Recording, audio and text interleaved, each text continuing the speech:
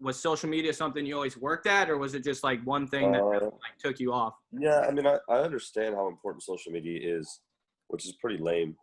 It's important and lame at the same time, just like the way people see it. Yeah. You know, I don't care too much about all the extra stuff. Right. But like people do care. Mm-hmm. And so, you know, I'm sure there are phenomenal trainers out there who probably have 30 followers who are, you know, really, really good. But it's unfortunate that social media gives you credibility. So I know how important it is. So, I mean, when I started training, I just knew like, okay, well, I'm gonna make sure that I can give out as much free information as I can and help as many people as I can, because that's always been my goal, to help a lot of people. Mm-hmm. So my Instagram was over like 100,000 anyways, just because I was giving a bunch of free tips and things about hoop, just to help a lot of people. My YouTube was at like 40K, just straight off tutorials. But when the quarantine hit, I reached out to a lot of content creators, guys like Cash, guys like Flight, Jesser, Moby, you know, everybody, Kenny. I just said, hey, like, I know you guys make a lot of basketball content. If you need a gym, let me know. I have one. Because obviously all my classes shut down. Flight was the first person to get back to me. He's like, cool, let's do it. So I didn't even know what YouTube was like prior to Flight and all this, you know, stuff that happened. So, you know, I just did it just whenever I could. Well, he came and worked out, and I, you know, obviously I seen like how much that mattered to people. And it's crazy to me because, like, yeah, I told you I don't care too much about the social media, but like when Flight came to work out, this is why I do all this extra stuff, because when Flight came to work out, and don't get me wrong, I love Flight to death, but like that, how do I explain it? Like, people saw that Flight was in my gym and Flight was working with me, so that made people want to come work with me also. And for me, I don't ever care why you come into the door. I don't care why you come to train with me. If it's because you see Mikey or Jazer there, or Flight, or your friend trains, like, or if you just think I'm a great trainer, I don't care why you come to train with me. But as long as I give you like incredible, you know, knowledge and teaching and a good workout when you're there, that's what matters to me. So in a sense, like, yeah, the social media stuff is a lot. It's, you know, it's not for everybody. You know, everybody in the world gets hate. But how important it is to me is because I just care about helping so many people. Yeah. So if it's going to help me get credibility and it's going to help me bring more people through the door, then, you know, you almost got to do whatever it takes. So, yeah, when the quarantine hit, I reached out to a bunch of people. Cash was the first one to reach out. He came and he worked out, obviously, from there. Everybody else seen it. But Wadis obviously lives in San Diego. That's my boy now. So he'll come work out sometimes just because he loves hoop. Yeah. Then they set up the match with him and FaZe Rug. And FaZe is one of the nicest people I've ever met. You know, Cash pulled up. I've known Kenny for years. Mario just came a couple days ago. So, I mean, it's been pretty cool just to be able to help more and more people. And obviously putting my, like, working with these guys and training these guys, they love hoop. So I'm always happy to help them. But it allows me to reach more people with what I want to do. Yeah, no, that's interesting, because I've been doing a lot of like podcasts with different trainers, and, you know, some do care about the social media stuff, but they not even really care. I feel like that's just what comes with, you know, creating content. Yeah. Because, you know, Mike Shaughnessy? Yeah, I do. Yeah, I was talking to him, and he, you know, he's kind of one of those guys, like, he thinks it's cool and all, but, you know, he's just in his own lane. So obviously I've just. Well, yeah, but here's the thing, though, and why it's so important, because, like, no, you never want to be labeled as like an Instagram trainer or this or that, or whatever, right? Like, you want to be known to be an actual really good trainer in real life, because so many people put out content and they fake this and they fake that. And yeah, it's true. But like the most important thing is one, that you're able to help more people, and two, what is your end game? Like, what's your exit plan? And so as a trainer, you cannot train people when you're 50, 60, 70, 80 years old.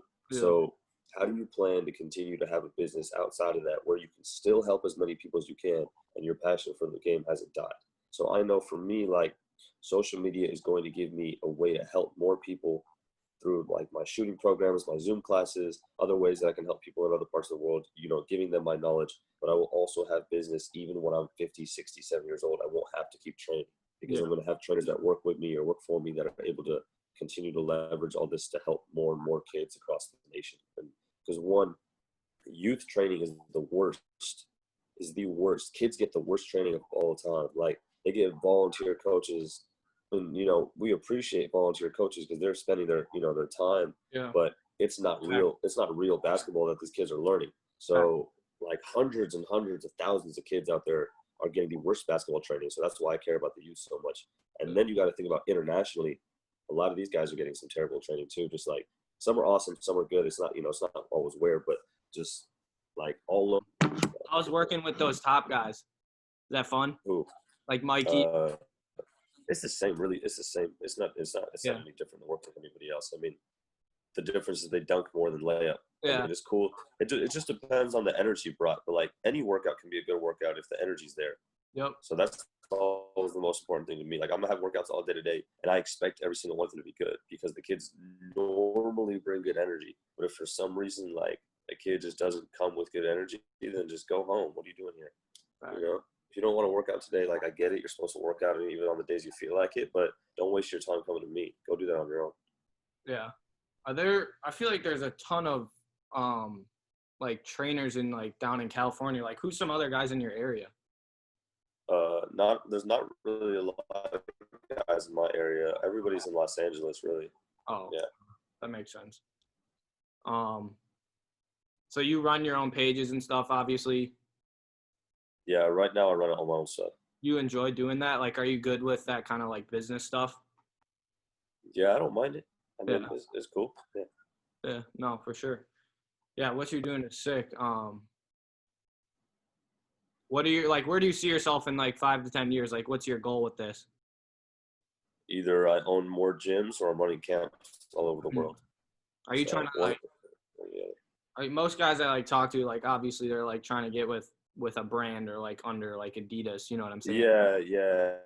That's super important. Adidas sent me this stuff, so I mean, I'll talk to Adidas maybe sometime later this week. Yeah, that is like I'm telling you, man. Like the most important thing to me is to be able to help as many people as I can. So if I can get under a brand like Adidas or Nike or Under Armour or whoever, right, or Puma, like if they can help to facilitate and use me as a resource to help, and run camps in, places like Minnesota or Milwaukee or, wherever else like that they don't always have, maybe they don't always have the best training or resources because like you said, everybody's in Los Angeles or, New York or Miami or wherever. So it's more saturated in those areas, less resources in the other areas. If Adidas can use me to run camps, like I'm working with I Love Basketball TV, but obviously it would be amazing to, be able to give away like shoes and merch and this and that for people who want to come in, like, all that stuff is important, or just be able to, put out more tutorials online and more things to help more people. Because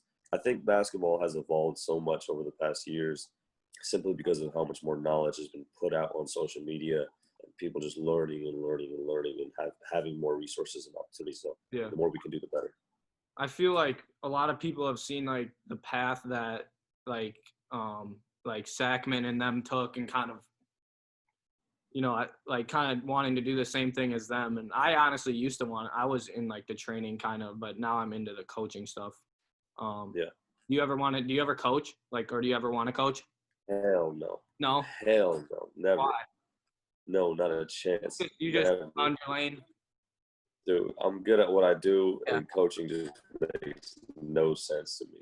Yeah, no, I was just wondering because most guys that are around basketball, you either pick the coaching side. Coach, that Mike guy, he's a coach. He got hired. Mike Sharp. Honestly, he got hired. Tennessee. Yeah. But yeah, I was just curious. Good for him. Yeah, I mean, sometimes I know that some trainers will end up becoming a coach for gym availability. Yeah. Which is really unfortunate because it's super hard to get a consistent gym. So I know that as a coach, you can get more gym availability. So I know some trainers who do that. But I wouldn't even consider it. Yeah. It makes zero sense. You been watching the NBA? A little bit. We have NBA TV at my gym, so we'll put it on there. But most of the time we're training or working with the athletes. Yeah. Did you build that gym or did you have to like buy it was it already there? Half and half. I bought it, but then I like remodeled everything. Yeah, it looks dope. It looks really Thank you. What are those basketballs you be using what kind are those? The half colored ones? Yeah.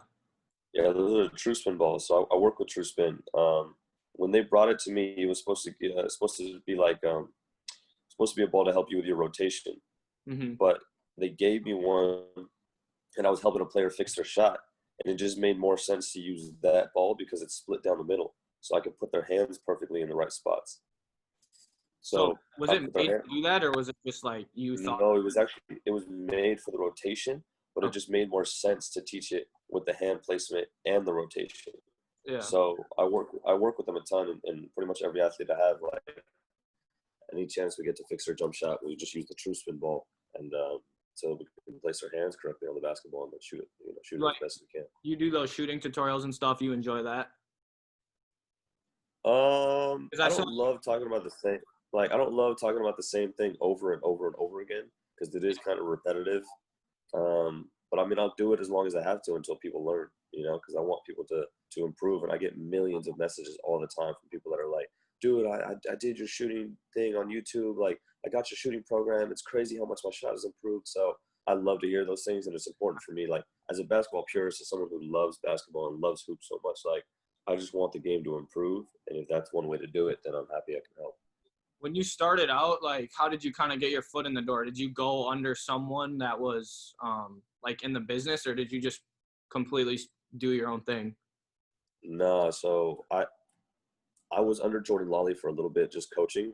Okay. And then we partnered together and brought Gannon Baker to run the basketball camp. And then we ran like 3 camps with Gannon Baker, and Cody Topper and Jordan Lawley and Devin, and then we brought Devin Williams and trying to bring Tyler Relf with David Altizer, trying to bring Dribble Too Much, brought Drew Hanlon. I just brought in like as many trainers as I could to San Diego, and we pretty much worked and funded it all based off like the campers and a few small sponsorships. But it was dope because like once all those guys left, Jordan went to Irvine and Drew went back, Gannon went back, Cody went back. A lot of those players that saw the training ended up just sticking with me. So that was huge for me to, to build my clientele like that. What was your brand called? Like just Ryan Rizuki, it's just my name. Nothing. It was just my name. I didn't really have a brand. Up and doing workouts. What's that? I said, you guys, when you were with all those guys, you guys were just all in the same gym running workouts? Is that what you meant? We ran a camp. Oh, yeah, okay. We ran a camp. Nice. Yeah. Nice. Yeah. You know Mikey Lancaster? Mm-hmm. You like that stuff? Yeah, I think it's awesome. Mm-hmm. I would never do it. I just think it's awesome. Yeah. It's incredible. I mean, the way that he helps kids with their body control. I do the same thing. I just don't use a tennis ball to do it. Mm-hmm. You could tell someone to get lower, or you can put a tennis ball on the ground. It serves the same purpose, I guess. As long as, like, I like the accountability side of it. I just don't need to have that much equipment. Yeah. So were you ever like restricted from your gym during quarantine, or have you been able to just pretty much go throughout the whole? I can go there whenever I feel like it. Yeah. So you haven't really slowed down during all this. I mean, I stopped all my classes, but mm-hmm. I didn't slow down. Yeah. No, that's lit, man. Yeah, thanks for coming on here, dude. That was sick. Appreciate you.